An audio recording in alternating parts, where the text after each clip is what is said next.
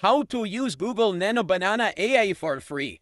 So hello guys, in this tutorial video I will tell you how you guys can do that. So we can do that in two ways.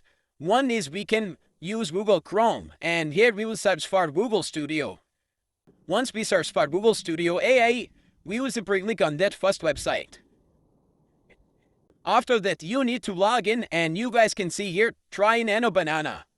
So here you guys can use it for free for unlimited time. Also, the second way was, we will simply go to Play Store, our app store in our mobile phone. So I will simply go to Play Store. Here I will search for Gemini. Now click on the second one, Google Gemini. So you need to install it. Once you guys install it, simply click on Open. Here you guys will see on top Gemini 2.5 Flash.